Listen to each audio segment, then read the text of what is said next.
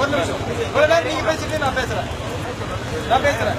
சரியா? இது டிபேட்ல தனியாக நான் அவருடைய கேள்வி எல்லாத்தையும் பதில் சொல்றேன். ஏன்னா ஒவ்வொரு கேள்விகளும் ஒவ்வொருத்தருடைய விஷயங்களும் நான் ப்ரோவோக் பண்ணிட்டு இருக்கோம். அதுக்கு நான் தயாரா இல்ல. அதனால நான் சொன்ன கருத்தை மையமா வச்சு கலைஞ்சு போலாம், ஒத்துழைப்பு கொடுக்கலாம், போலீஸ் கூட அதே ஃப்ரெண்ட்லியா இருக்கலாம் அப்படின்னு நினைக்கிறவங்க தாராளமா கலைஞ்சு போலாம். அப்படி இல்ல நான் இங்கதான் இருப்பேன்னா நான் உங்களுக்கு கட்டாயப்படுத்துறதுங்களா?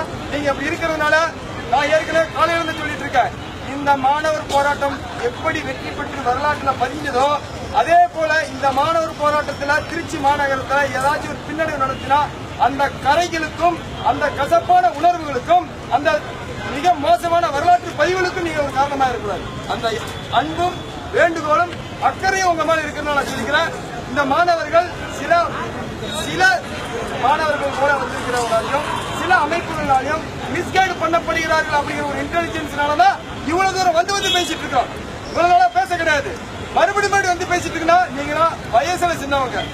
ஆனால் நீங்க பெரிய பாடத்தை நீங்க எல்லாத்துக்கும் சொல்லி கொடுத்துருக்கீங்க, நான் வரவேற்கிறேன். அதே வேகத்துல உங்களுடைய அனுபவம் அப்படிங்கிறது கொஞ்சம் எங்களோட கம்மி அப்படிங்கிற அந்த வயசுலையும் சரி அனுபவத்திலும் சரி அதிகாரி அப்படிங்கிற முறையிலும் சரி உங்க நிலையில கடந்து வந்தோம் அப்படிங்கிற ஒரு நிலையிலும் சரி பல வகையில உங்களுக்கு இந்த அட்வைஸ் பண்ற தகுதியும் அனுபவமும் எனக்கு இருக்குது. அதனால தயவு செய்து கேரியர் ஆயிராதீங்க.